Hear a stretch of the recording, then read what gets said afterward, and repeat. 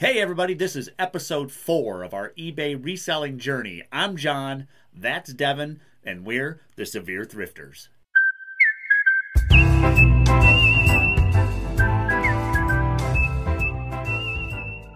On today's episode, we are going to discuss a little bit about photography and how your pictures should look, in our opinion, for your eBay listings. So, Devin, are you ready? You're going to do most of the talking today. Yeah, I'm excited. Yeah. I'm excited. Well, what I want to do is, I did, on the way to the podcast this morning, there was a sign that said moving sale. So I was like, I'm going there first. So that's why I was a little late today. Gotcha. So I drove out there, pulled into the side of the road there, and I see his stuff sitting out. And I walk up, and there wasn't a lot. I mean, normally, like, for a moving sale, you're going to be like, holy cow, there's going to be all this stuff. That's why I was excited to go, because moving sales are like the best, because you see furniture, you see kitchenware, clothes, everything, Christmas stuff. It's all out there typically for moving sales. And so I was like pumped. You know, before I got out of the car, I did a little video. Hey, we're at a moving sale. You know, you can see my enthusiasm. And I get out of the car and I start walking up, and you could just feel the energy was just sucked out of me.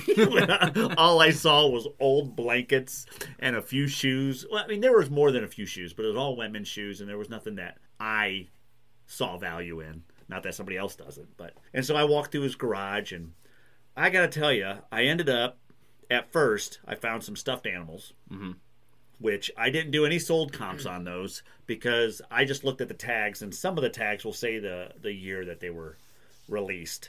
And so in these specific ones that I picked up, it was like a Coca-Cola bear was like 1993, I'm pretty sure. There was a Coca-Cola reindeer that was 1990, let's just say 7. Everything was in the late 90s.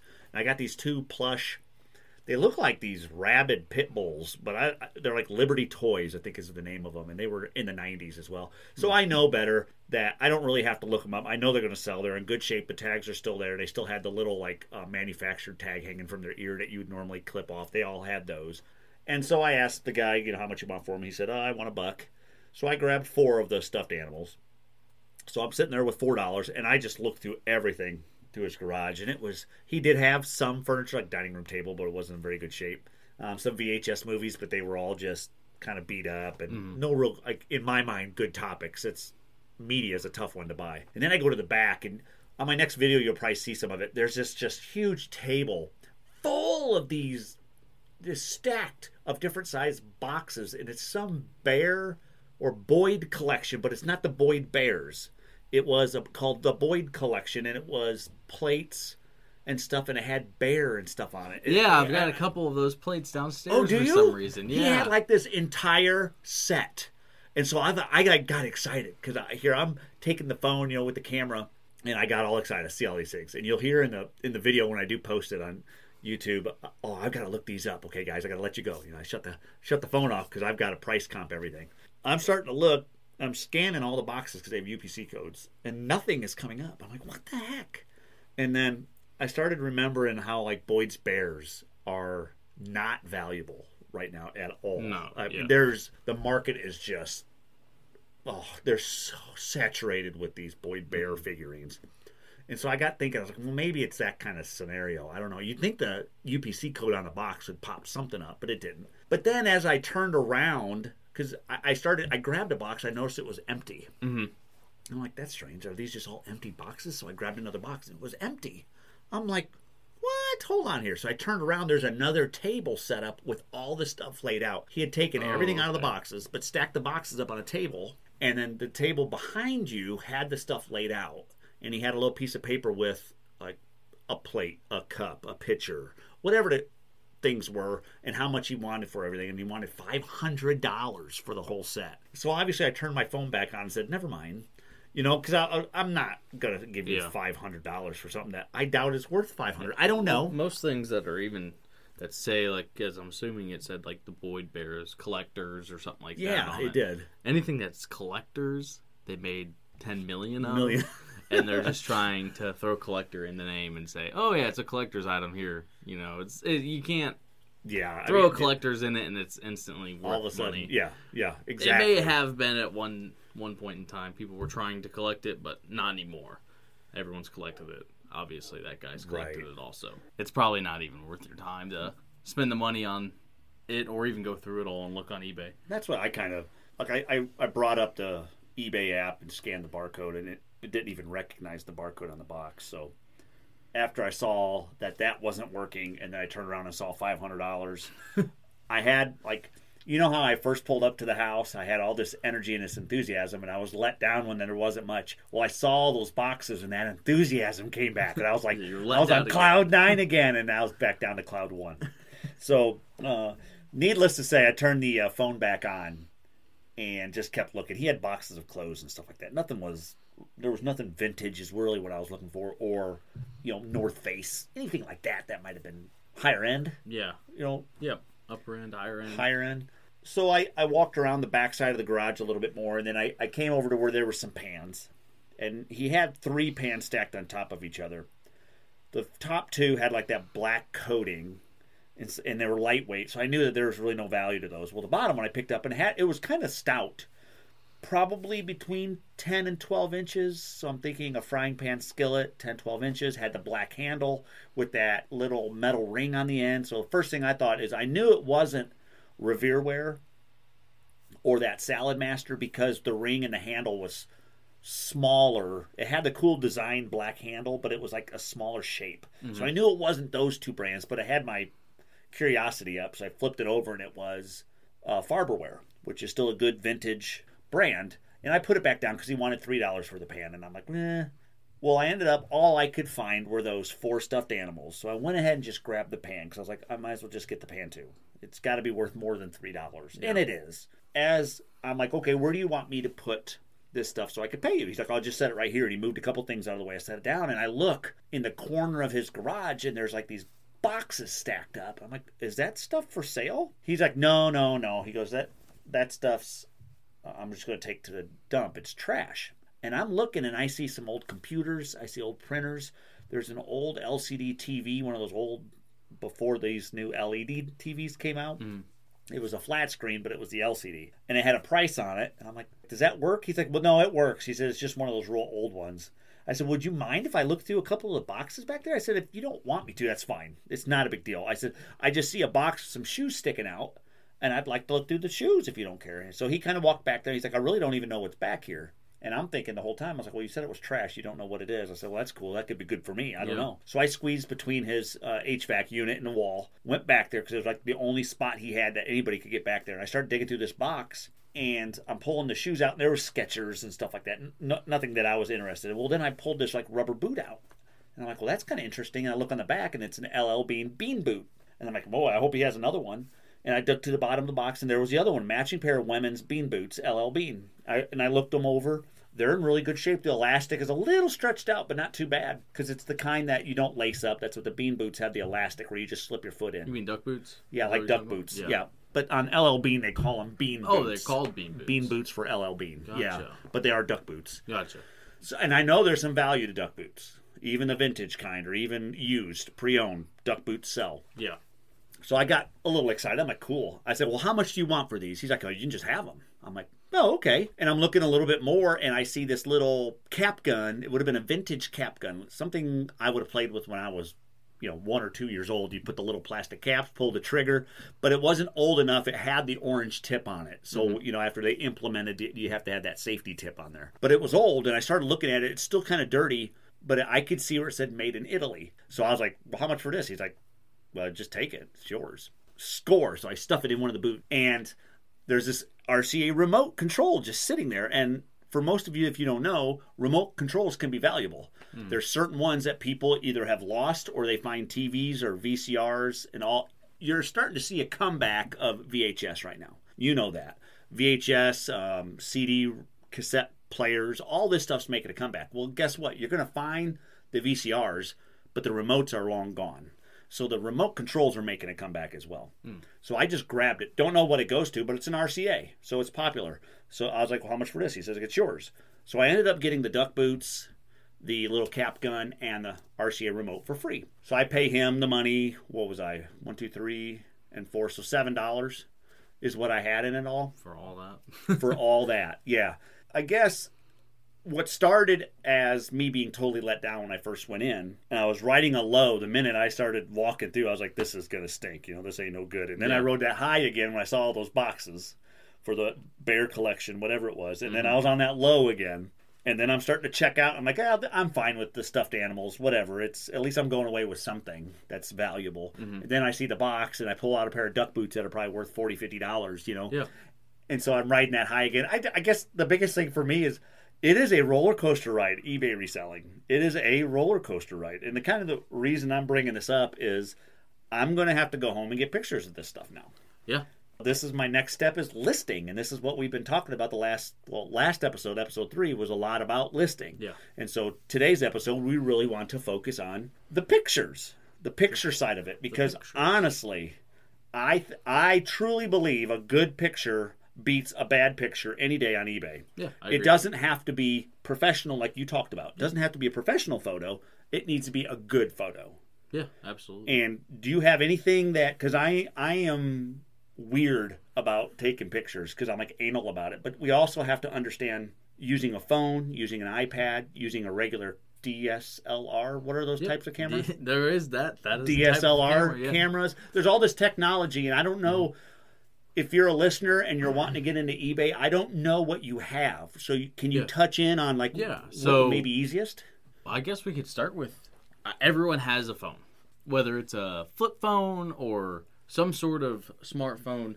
Any phone will work for pictures. Even a flip phone has enough megapixels to take a half-decent photo. People still have those? Yeah, I've seen them a lot. The old people have them. So odds are old people aren't listing on eBay. But most of you listening are listening on your phone, probably, through Bluetooth on your car or in your headphones. One of the two. Most people don't go onto their computer to listen to podcasts. That's just not a normal thing for people. So that's just me. I guess so. Oh, boy. Do you sit in your office and just listen to podcasts? Yes, that's what I do. Yeah, then it is just you. Oh, crap, I'm old. But, yeah, you have a flip phone? For sale, yeah. So, any phone will work. I had the iPhone 6 not too long ago. Like, that was the phone I used for the longest time since it came out till the iPhone 11 came out. And that phone there, well, I mean, that'll take half-decent photos to post on eBay. I mean, you don't need anything special. You don't need the nicest of nice camera quality. You don't need all these megapixels to take good pictures. I mean, if you're doing product photography, probably you want to have something nice if you're getting paid to do it. Now, eventually, down the road, like if you start making crazy amounts of money on eBay and you're like, I really need to up my photography game, I don't think you need to, as long as you have a good background. The way you put your items are decent. Okay, so what you're saying is a phone is fine. Yeah. Use a phone, but you just said a background. Yeah. I guess a light box would work. Those are fairly cheap if you go on Amazon or eBay, and you can find one for, what, $20? Yeah, $20, $25. But you can also take a sheet. If you're doing clothes, it's really easy. You just put a nail in the wall, hang your stuff on that nail. You don't need a mannequin like you have or anything like that. You could just hang it up on the wall and take pictures of it that way. Mannequin. Oh, I'm not. It's a great idea. For other stuff, you can honestly probably set it out on your carpet if your carpet's pretty clean. That would probably be a better picture than half of the stuff I've seen. Don't have two different things in the background. Don't put it in like the corner of your room so you have the carpet and then you have the trim and then you have the wall. Too busy. That's like too. Then everyone's starting to like kind of look. What you want is essentially nothing. That way your eyes are only drawn to the thing you're trying to sell. That makes sense. Because once you start having stuff in the background, your eyes. Right, because I do that. I will start to look at what their house looks like. Yeah, it's called leading lines. It's an actual thing. Leading lines. Leading lines. It's where your eyes are automatically drawn to, and most really well-known photographers are really good at their leading lines, and it'll draw you to a subject. So let's say you're looking down a long hallway, right? Odds are you're not looking at the walls and stuff like that. Like if you're looking at a picture of a hallway, you're looking at what's at the end of that hallway, because everything is going down into the end of that hallway. Okay. Same with eBay. You don't want stuff in the background because then it's too busy and your eyes are wandering. You want to just look at that one product. And if you can get close-up shots of like the small details, that's another thing you have to have in there. I think if you can get close-ups of like a hole in the shirt or a scratch in the screen of my TI-84 calculator, yeah. Yeah, exactly. So you want to make sure you take pictures of every little detail, because sometimes the small details, you may not know exactly what that small detail means, but it may mean something else to someone. That's true. Like, you didn't think that small scratch was going to affect anything. You actually probably didn't even see it. I didn't notice it. But the guy got it, and he noticed the small scratch, and he was like, well, that's too much for me, I guess.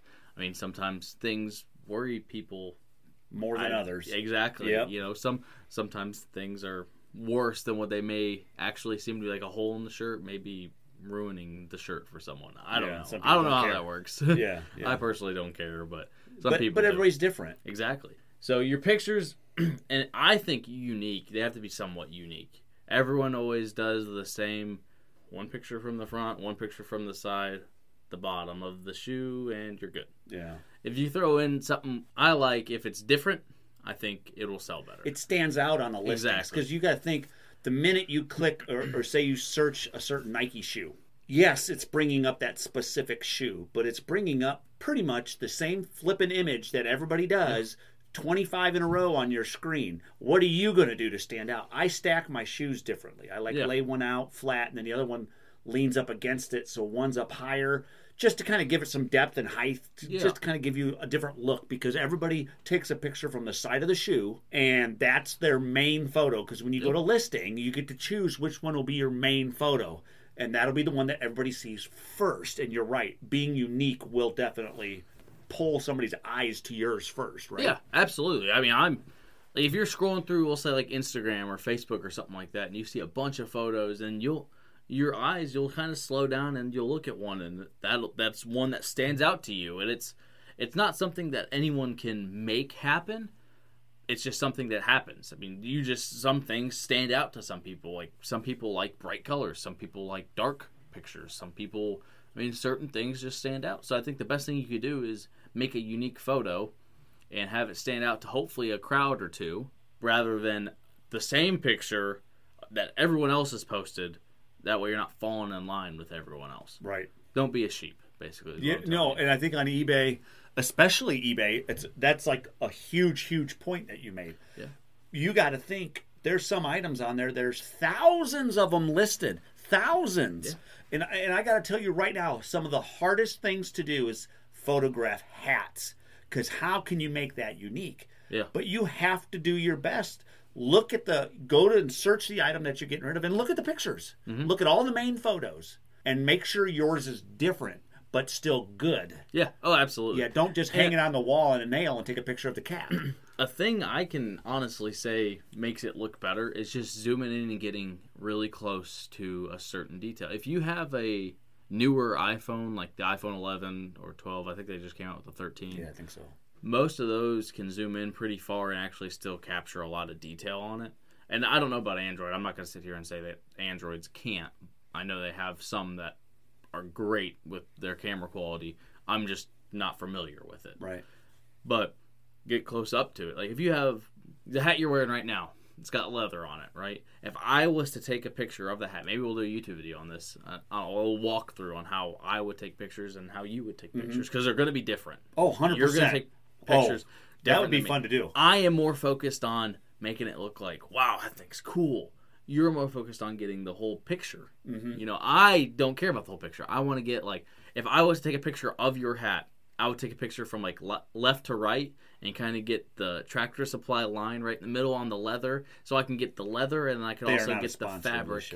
Well, if they want to be, they are more than welcome to be. But the leather and the fabric, I think, is cool because it kind of gives you two different things. I would try to get a close-up picture and just get, like, the T and the R and, like, tractor and the S and the U and supply, and then have the rest of it kind of fade out into a blur. I think that would be cool. I think that would stand out. If I was scrolling through Instagram and saw that, I'd be like, oh, that's cool. And here's the thing. You're leaving that element of wonder. Yeah, absolutely. Because you can still post all your normal pictures like everybody else on eBay. They allow you 15 pictures. So do something crazy that is, you still need to make it, like you said, be unique, but don't make it so unique that nobody knows what the heck it is. Yeah. Make it like, oh, it's a hat. Yeah. But I want to see the whole hat, so I'm going to click on this listing to see it. Yes. That is all of my main pictures on eBay. Super, not necessarily super zoomed in, but kind of something where you can kind of get the gist of it. but not all of it. So I sold that key caddy, that Rolf's key caddy. Okay, you did. And my first picture was just the inside of the key caddy with the little tag that was still in there, and then the word Rolf's. That was it. It wasn't the entire thing. It was just a little bit of that gold, whatever, plated stuff, that maybe it was bronze, and the key caddies themselves, and then the name Rolf's, and then the tag. And that was it. I mean, it was probably out of this little wallet thing that's probably about 4 inches tall, maybe an inch it was photographed, and that was my main picture. And I had probably 70-some views on that thing. I mean... And that's cool. Because what got me thinking when you brought this up is people they don't get on eBay. Out of 180 million, however many buyers or people that get on eBay to look, you're not going to find one who just wants to randomly pick items and search and just see what they cost or how much they can get them for. They're specific about why they're getting on eBay. Yeah. They want to look up specific items, whether it's they want to know the value of something that they have at home or they're looking to purchase something. Mm-hmm. They are going to type something in somewhat specific, right? I mean, if you're looking for a pair of Nike shoes, are you just going to type in Nike and sit there and scroll through 10,000? You want maybe a certain color, black Nikes, or something like that. Mm-hmm. And so I think you can be more creative, and the reason I brought this up is you can be more creative and unique with that photo because you're not really guiding anybody away from your item. Exactly. Because they're already there for a specific item. They know what, because you have a description too, they know what it is. Mm-hmm. They have an idea. You don't get onto eBay and type up, okay, I want to find something random that I know nothing about and have never seen a picture before in your search and see what it brings up. Exactly. I mean, it's not going to happen. You know what you're looking for. They are already looking for, whether they typed in just that brand name. Right. Or the way I think about it is, if I was scrolling through an online store, I'm going to pick the picture that I find the most pleasing to me. Mm-hmm. Most interesting. Most appeasing. Sorry, not pleasing. And pleasing. Same with, I guess Netflix is the biggest thing for me. When I scroll through Netflix, I don't read the movie. I look at the pictures. I'm like, oh, that looks like a cool freaking movie. And I'll click on it. Makes sense why you got to see and reading. And absolutely. That is why I'm not good at reading. Is because I'm a picture always guy. A picture book. I'm always a picture guy. They're like, why aren't you reading this book? And I'm like, well, there isn't any words for me to read. But I just look at the picture. That's how I am. And I feel like there's definitely some more people in the world that are that way. You're not the only one that does that. Right, so 100%. I don't read the movie. I mean, I will after I look at the picture, and I'm like, oh, that looks like a cool movie, and I'll read the title, and then I'll read. But that's what catches my eye first. That's the whole eBay listing, same thing. And I don't care who says that isn't what catches their eye first. They're liars. Yeah. Because it is. Unless you're blind, which then you're not even reading the title. No, because let's be honest. Whether you're on Craigslist, eBay, Facebook Marketplace, you do the best, or you see how I can word this. You don't get on there and get rid of all the thumbnail images and just want to read titles. Absolutely. You want to see pictures because you want to get down to the nitty gritty because your time is important to you. Yep. So if you're looking for something, you want to see the picture first. Mm-hmm. Okay, that's kind of what I'm looking for. Now I'll read it. Mm-hmm. So the picture is everything. I mean, it really is. Yeah, and be creative. What gets you. It's what gets a person to actually look at your item. Mm-hmm. That's why I like an interesting or unique first photo, is because that's going to draw everyone's attention and be like, whoa, that's different. I wouldn't go super far with it. I mean, I don't think you need to... Well, that's what I was saying by don't be overly creative or overly unique. I don't even know a real example of doing that, but you have to still get the gist of what the image is. Let's just say you have a Nike hat and you zoom in on a weird angle to the swoosh. Well, nobody's going to know what the heck you're selling because all Nike has the swoosh. Yeah. Right? You've got to give them some idea that it's a hat. Yep. Right? Absolutely. Whether the bill is in the picture or the back, the snapback, or if it's fitted. Do you see what I'm saying, though? Yeah. I mean, take the swoosh sign, then nobody knows what that is. I mean, you could take a picture of a Chevy symbol, and nobody's going to really know what kind of vehicle that is. Yeah, that's true. That's a good way to put it, actually. Yeah. I wasn't thinking of which way they could actually be over creative, but that's a really good way. Yeah. Is being over creative, but still being under creative at the same time. Yes. Like, you still have to add that element of, I know what I'm getting here. And I think if you look at your own pictures, you can pretty much tell, like, that's a good picture, or, it's not a good picture. Right, and everybody's going to have their own unique style. Mm-hmm. If you want to get on eBay, if you're first starting and you want to kind of copy how people do pictures, that's fine, because you're still learning how to do it. But after a while, you're going to be able to come up with your own style, and and you'll be more consistent in your listings. So, because what happens is people will click on see other listings or see other items. And if you go into somebody's like mine right now, let's just say I have 200 things listed, and you click on my store name, it's going to give you everything that I have listed randomly. It isn't like all the hats come up first, then all the shoes. It's all random. So I try to stay somewhat consistent with my shoe pictures, with my hat pictures. Just so as you're scrolling through, you're like, okay, I know that's a hat. Or I know that consistency is everything. We talked about that with how many you listing, and photos I think is the same way. Get creative, kind of learn your own style, so you don't have to be, like when you're first starting out, you don't have to have everything exactly the same. Your lighting is going to change. Your background is going to change just because you're trying to get used to what you like doing and what, in your own eyes, looks the best. Oh, yeah. Because everybody's opinion is different.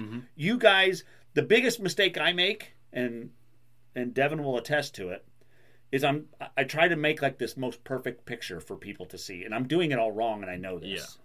And you know it. Yeah, I mean my biggest thing with just your photos is just the over-editing. Don't over-edit your pictures. I spend too much time doing it. I really do. If you want to over-edit your photos, that's fine, but you need to be posting your over-edited photos on Instagram or on Facebook, trying to get likes and views and draw people's attention into whatever else you're doing. Yeah, do you want to be a photographer or do you want to be an eBay reseller? Exactly.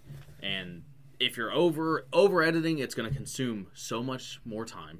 It does, too. I can attest to that. You can probably post 2 or 3 things in the time it takes you to over-edit a photo. And odds are, after you get done over-editing, it looks 10 times different from what it first looked like. The colors look great. I mean, it's like, wow, the colors look amazing, but then everything looks out of focus or grainy, or it doesn't look like what you're actually getting. And that's a problem, and I'm glad you brought that up. There are a lot of buyers. I would be one, Devin. I bet you'd be another one.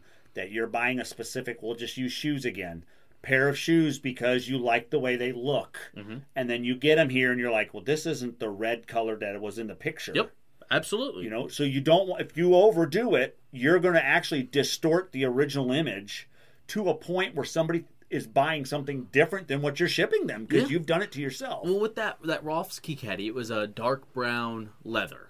Through editing, I had brought up the exposure and stuff like that. It ended up turning out looking like a light brown leather. Oh. And I was like, I can't do that. And that's when I realized, like, I can't be editing all these pictures because it's changing it too much where someone's thinking they're getting a light brown Rolf's Key Caddy, and they're not. They're getting a dark brown one. And the editing just caused it to look light. And me personally, I would feel bad sending that out to someone and then them getting it back and being like, oh, it's dark brown? Because I've done that. I've ordered stuff, and it came in. I'm like, oh, this is what it looks like? I was like, I don't really want this. I wanted what I've wanted in the picture. Yeah. And it becomes misleading. Exactly. And you're going to end up having returns because of it. And all because you weren't trying to mislead anybody. You just thought your picture needed to look better. Yeah. And sometimes you keep it simple. And that's probably, what's that saying? Keep it simple, stupid? Yep. It's honestly, do it. And you talked about this at the beginning, and we'll kind of touch on that right now real quick, is the lighting in the background. You talked about the background, but what about lighting? Like, what would be your suggestion for somebody? Because a lot of light bulbs nowadays have that yellow look or that daytime look. The best thing I could say for lighting, and mind you, I'm no professional here. I don't claim I'm a professional. I claim I take decent pictures. I mean, I think I'm okay at it. You can go to Walmart. Everyone has a Walmart. You can go to Walmart and pick up any sort of... If you go to their lighting area, they have shop lights. And I think they're like 500,000 K, whatever that means. I don't even know what that means. That lighting right there seems to work the best for me. I like that lighting. It matches what you'd get in a light box. You can go out there and get for $9.98, you can get a shop light that hangs up underneath the cabinets. And I use it all the time. Even in a light box, I use that light to kind of shine it a different way and get an angle on something so I can read it. So it's not really mounted permanently. It's something that you can move around if you need to. I use it that way. But if you wanted to mount it and use it as a overhead light or something like that, you can. I mean, nothing is stopping you there. Also, outside light, like a nice sunny day. Obviously, if you live somewhere where it's always raining, it's not going to be the greatest for you because it's going to be kind of overcast. But if it's just even a little cloudy, it's fine too. because that's going to actually dampen your harsh light a lot. Perfect for taking pictures like that. Perfect for product, as long as you can't get a shadow in there. I mean, it's perfect. But I would just say any sort of light that you can buy that's not a light bulb. Light bulbs just don't work. They have that yellow tint, like you said. It makes it look weird. And you always have like that round spot, like glow. Yeah. I would just recommend going to Walmart, getting a shop. For $20, I picked up that 4-foot shop light. And it was the exact same color hue, which is that 500K, 500,000K, whatever, I don't know what it is, as the small one that I got. And the same as the light box. So it's all matching to where the light doesn't look... You don't want to have your bedroom light on and then have a light box. And now you've got two different colors going on, and you can actually tell. If you know how to pay attention to it, you can really tell. I knew you were going to this because I did that. I did it. I have a light box. It's that 12 by 12 by 12 light box, right? And I was taking a picture, I think, of one of my pens that I was making, and I had this LED light because it was casting a shadow. So I thought, well, I'll turn the LED light on in that big opening to kind of give more light to the face of the pen. I took the picture. I was happy because when I'm just looking at it, I didn't notice anything. But when you start opening up your pictures after you've taken them, you can see the difference in color of the light bulbs. Yeah. I mean, it's amazing. You're like, oh, that looks like crap. It's crazy how, and I think it has a lot to do with the cameras themselves and how they actually process the lighting. Okay. Because our eyes don't actually see it. I couldn't tell you the difference between the light bulb that's in this room and the light bulbs that are downstairs. I couldn't tell you, but I'm sure there's a difference. Yeah, right. I'm almost positive there's a difference. So the cameras can tell. And the cameras tend to, everyone's camera, your phone, your DSLR if you're using that, all of those are going to process it themselves right away. That's what they do. That's what cameras are. I mean, they take a picture of something and they process it and put it on your screen so you can see it. So it's going to have some processing done to it already to where it kind of brings out that light just a little bit more to where you can see it. That's why if you take a picture, it's probably going to be a little bit darker than how you're actually seeing it, or maybe even a little bit brighter. It's not going to be the exact same as how you're seeing it. It never will be because it has to edit that out. I mean, it's a camera after all. It's not a human eyeball. Yeah, that's true. Going through your screen. And our eyes are so sensitive. It's crazy how we wouldn't pick up on that light, but a camera will. Yeah. It'll tell. It'll tell. Yeah, you want to have the same I've noticed lighting. that direct sunlight's a big problem too. I've taken quite a few pictures with direct sunlight and never even gave it any thought. I'm out there with my sunglasses on, didn't even think about it. And here I'm taking the pictures thinking they're going to turn out great. And they just are, it's just this gleaming. It's so bright. Yeah, it's awful. So you do not want to be in direct sunlight. Best thing I could say too is download a camera app on your phone that you can actually mess with your exposure and stuff like that. iPhone 11s, I know mine at least, I can edit my exposure and stuff like that, which is how long you're taking a picture create your own how settings fast you can take. Yeah. Okay. It's just certain things. But you can download apps for free. Some you have to pay for. Most of them are free. That allows you to change your ISO and stuff like that, which if you don't know what that is, then don't do it. Yeah. Don't do it. But learn what it is. It'll help you out greatly, especially when it comes to if your room is too dark or if your light's too dark. You can really brighten all that up with just certain settings. It's a whole process. That right there is, you could talk about that for 8 hours and still not get it through someone's head. And I think, sometimes. And to kind of shed some light, if you will, onto what you're talking about. You like that, Hun? Is if you guys have a phone, an iPhone, just say iPhone because that's what we're comfortable with, or an iPad, and you take a picture and you go into your picture and you edit it, you notice all those different settings that you can mess with. There's like 20 different with exposure, brightness, color, saturation. What he's talking about, but it's on a deeper scale, right? You're actually creating a setting before you take the picture. Yeah, right? While you're taking the Not photo. after the picture's done, while and before. It'll actually, it's just going to be your exposure and how long or how, because that's what all of these entry-level cameras and all of your phones will have, is going to be an exposure rate. And that'll say your shutter speed, basically. It'll take a picture faster or slower. So if something's moving fast, you have to have a higher shutter speed. I'm just agreeing because I don't know anything about this stuff. Anyways, I'm a bobblehead. It's hard to explain. I don't really even know how to explain it. It's just easier to go watch a video on it. Don't mess with it if you don't know what it is. That's probably the lesson here. If you do know what it is, mess with it because it'll make your pictures turn out 10 times better. Yeah. And so with the ease of eBay listing, I think where you're getting at is stick with things that you know right now until you get comfortable. Backgrounds, keep it simple, but less stuff. No clutter, common colored walls. Don't have a gray wall, green wall, and brown carpeting and stick something up in the corner and take a picture of it. Keep something neutral. Obviously, if you have a white shirt, don't put it on a white wall. You want to make it stand out. And I'm here to tell you, I thought by putting a white object on a black background was the smartest thing I could ever do because it made sense to me. It's not, because your black background shows every little scratch, fuzz, dirt, and if you try to edit that out, it alters that color of the white object that you're... So black is awesome for certain things, but you'll see on my Severe Thrifters eBay store, I have very few things that have black background. Yeah. And I personally like black. If you have the right editing software, it'll edit it fine. You won't actually change too bad. But that's, I mean, I pay for mine a month. So got it. I'm too cheap. If you're wanting to do it cheap, a sheet. Yep. Like we have a sheet up, and that's actually how most people get started. I think you can make an infinity wall.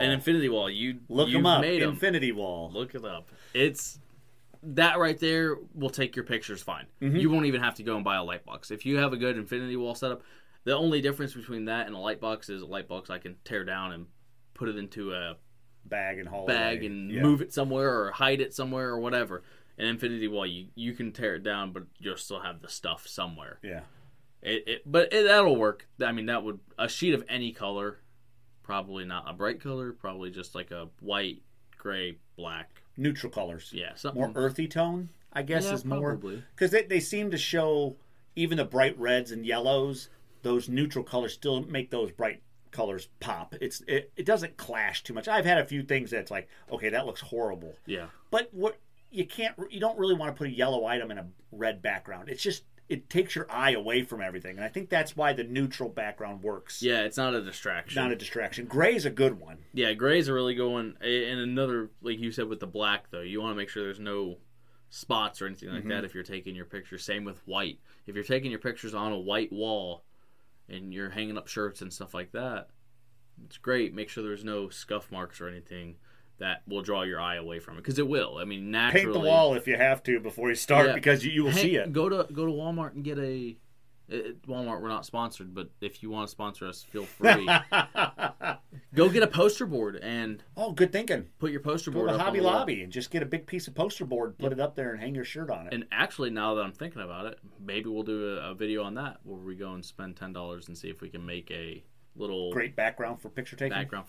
Because I feel like if you were to buy a trifold, is that what those big ones were that you used for class presentations? Yeah. I never did that, but I know the things that you were supposed to use for class presentations. If you used one of those and a sheet, you could probably make you a pretty good infinity wall with that. Might just have to try something. We may have to try that stuff. And I need to come up with something for the bigger items anyways, because the the light boxes will limit you. They do. I take pictures of size 12 shoes a lot, and that light box, I can't get them in there without seeing the edges. There's just no way. And it is annoying trying to do that. I've tried to take a few pictures. I'm like, the whole outside of this box is in there. Yeah. And it gets on my nerves because I want my pictures to be good. I'm like you. I want it to be a perfect picture, and it's just not going to happen sometimes. Yeah. So don't get caught up in that. Right. If you're looking to do clothes and maybe some larger stuff, a light box is not going to be very helpful for you.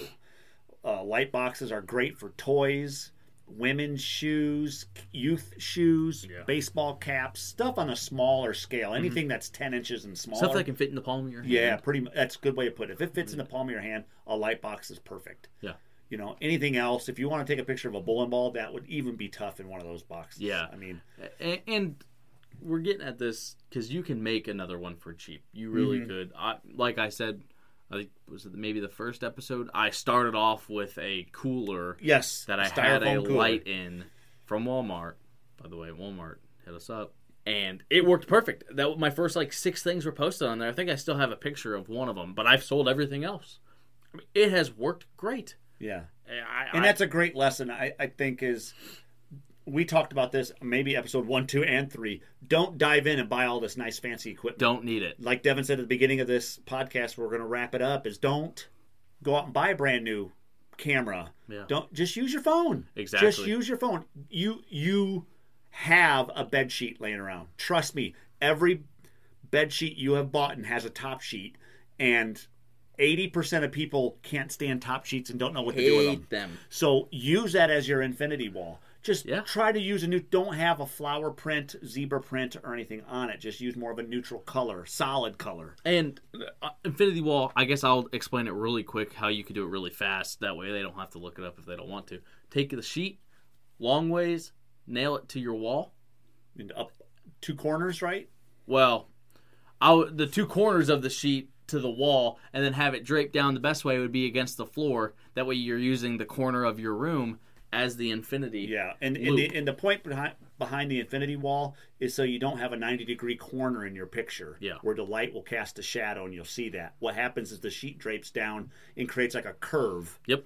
And then the sheet lays out into the floor a little ways, and you set your item on the floor, and when you take a picture, it makes it look like there's nothing behind that object. Same thing as a light box. Same thing as a light box. Yep. And there's no sharp corners for shadows and stuff to lay in. So it's a really cool picture when you use an infinity sheet for a wall. Yeah, I mean, and it's a great way of doing it. And if you have a camera, you can use it if you want to. If it's an old camera, don't use it. Your phones take better quality photos than most of these old cameras. And you got to make sure that your camera, there's a way to take the pictures from the camera and put it on the device that you're listing, because you can't list from your camera. You've got to be able to put it on a computer if you use a camera. All of them should have SD cards, but if you don't have an SD card reader on your computer, it does you no good. That's why I post everything on my computers, because I take pictures with the camera, so I use my SD card. I agree. So I think really, for anybody here, phones is just your easiest way of going about pictures right now until you get settled in. So you ready to take good pictures? You got your phone, your bed sheet, and a box of nails. Yep. And you're good to go. And you're ready to go. You're good. That's all you need. Yep.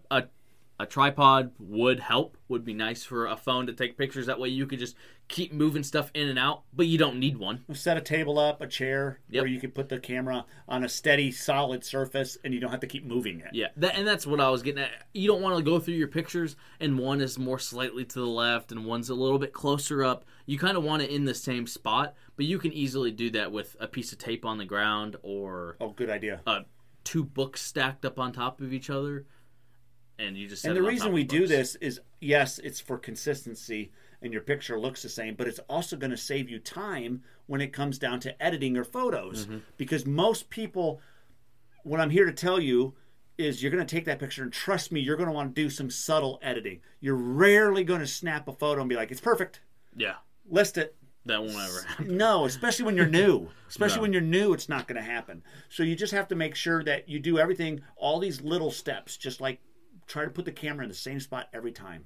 So then when you go to editing, you're automatic with whatever settings. Bam, bam, bam, knock them out. Yep. But I think you're right.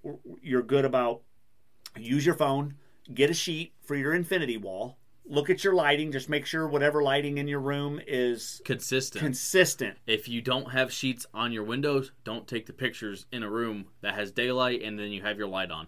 Have the light off, or have it be dark outside and have your light on. One of the two. Good call. But we appreciate everybody listening. We really do. I know we kind of rambled on a little bit there. But for the most part, we just want to get you guys set up so that you can become great resellers on eBay. And it's a lot of fun, and I know you guys will have fun doing it too. So that's why we're kind of reaching out and giving you guys tips, tricks, and an occasional laugh here or there. Next week's, or not next week. Well, I guess it will be next week. Yeah, today's Friday. Yeah, it will be next week. Next week's episode will be more shipping related stuff. So you have taken your pictures, you have posted everything, you have priced it, it is ready to go. It has been sold now. You need to ship it. And that is what we'll talk about. So episode 5 will be shipping. And there's a lot to talk about there, but we'll try to smash it down into 30, 35, 40, 45 minutes. Maybe 50. Maybe 50. Because there's a lot to talk about, and there's a lot to learn. And I'm still learning. I made a mistake today. But thanks for listening. I'm John. I'm Devin. And we're the Severe Thrifters.